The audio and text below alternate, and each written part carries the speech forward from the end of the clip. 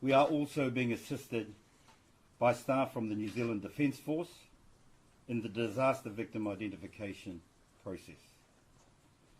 We continue to work closely with all the friends and families who have been affected by this horrific event. This is totally unprecedented in our history, in our modern history. We are working closely with imams both locally and nationally, and we have assembled them all here in Christchurch. The support of the Muslim leaders and their communities has been exceptional. In the past few hours, myself and Judge Marshall, Chief Coroner, have met with the leaders from the Muslim community to discuss the process from here on in terms of how we manage the release of their loved ones. Many of their families know that although they have not been formally identified, they are missing, presumed deceased. Our sole focus is to get their loved ones back and to follow the cultural traditions such as the washing and shrouding of their loved ones, and we have made premises available to carry out these sensitive cultural issues. We're working closely with the Christchurch Hospital and funeral directors within the Christchurch area.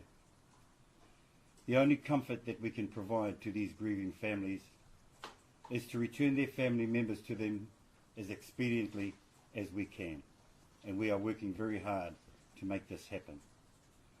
I'm now going to hand over to Judge Marshall, our Chief Coroner, who can speak further to you about the coronial process. Thank you. I'd just like to start by offering my condolences to those who are suffering from the loss of their loved ones. We are very aware in the coronial service of the cultural issues surrounding this, and we are doing everything that we can to manage the process in a culturally appropriate way.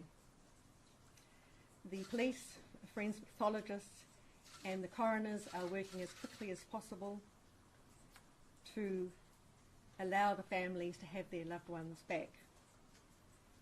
We have 5 coroners available in Christchurch for this purpose, and we also have numerous support staff available. I just want to touch on the disaster victim identification process so you can understand what is happening behind the scenes. This is a process which follows international best guidelines.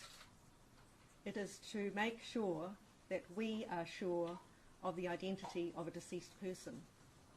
There could be nothing worse than giving the wrong body to the wrong family. And we find from overseas examples that when you try and speed up the process or miss out steps, that is exactly what happens, and it's not going to happen here. So we have a process which is followed internationally. All of the deceased have had a CT scan. Their fingerprints are taken. The property they were wearing or had with them is removed and photographed. Forensic odontologists are available to compare dental records with the deceased, and then we conduct a post-mortem examination. So what we're looking for is what we call antemortem and post-mortem information. Antemortem is information we may get from the families, so their loved one weighed this much, is this tall, when they left home they were wearing this, their favourite watch is like this, they have a scar, they have had their appendix removed. So we get that from a range of people, including their doctors, dentists. Then when they go through the disaster victim identification process, that's the post-mortem information. So a pathologist may be able to say, this person has an appendix missing, this is the watch they were wearing, this is the clothes they were wearing, this is how tall they are, this is how much they weigh.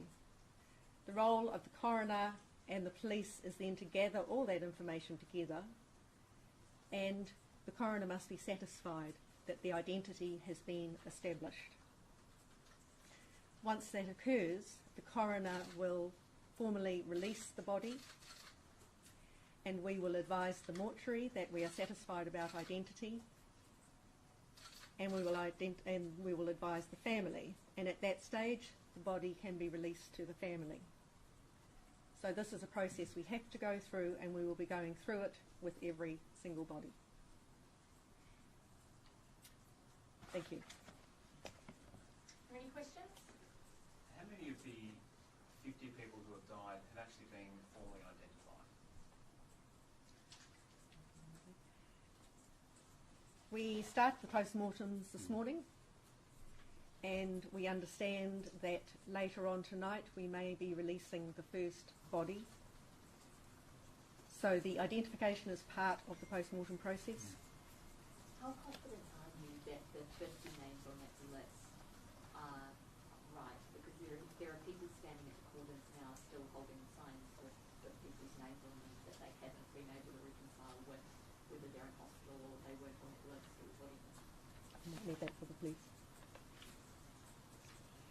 We have undertaken a very thorough process. We have identified the names of the 41 injured, which we released on Friday evening. We went through a very thorough process of reconciling the names of those missing against the names on our database. The 49 people plus the later one that since passed have also been identified alongside of families, bar 4, which we are still yet to confirm as a part of that missing persons process. So we have used the families to work with us. Can you confirm the age range of the people on the list? I think I've seen somewhere 3 to 77. Is that right? Very close. Are there any conservative estimates at this point as to how long this process may take? The Chief Coroner has mentioned that the first person may be released this evening, and hopefully, without setting a time frame to lift the expectations of the families who are grieving, we have not set a time, but all I can say is we are working extremely hard to make that happen quickly. How many children were among those who have died? As I understand it, there are 2 children involved. And their ages? Are you able to tell us? No. And so just checking that age range, so 3 to 17. Yes. Just to clarify the numbers on the DVI2, you mentioned there's 70 here working now and 20 additional staff, right, so 19 total? Or? Yes. Yes. And that will help to expedite the whole process. Are they all from New Zealand? Or 20 have come from overseas and have arrived today. And the 4 that are missing, what can you tell us about them? Are they, that's obviously on top, there's 50. Those are the 4 added to the 40 as a part of the 50.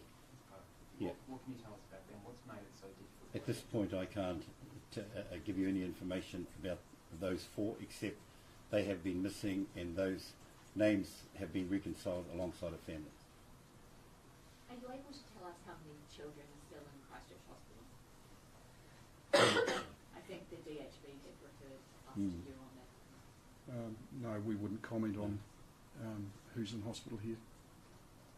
Mr. Homehow, when you talk about the families facing the trauma of not being able to bury their family according to tradition, just outline the tradition for us and what isn't happening with that. So according to Muslim traditions, they normally bury their loved ones within 24 hours. We have had lengthy discussions about the process. We have met with the Muslim leaders. We have had the Chief Coroner outline the process to them, our DVI teams, our family liaison personnel, and they now understand that given that this is an unprecedented event in this country, they are very supportive in terms of the length of time it takes to do this. This is a criminal investigation that unlike anything that we've had before, and we don't want to compromise that investigation, so we are taking our time to ensure we get it right. Final question, please. Just in terms of the, I guess, police response to the initial incident, can you talk us through, I guess, how long it took police to actually get there, and I guess just your thoughts on the police response, particularly the arrest? I don't particularly want to get into the details of that. That's still being looked at as part of the wider investigation.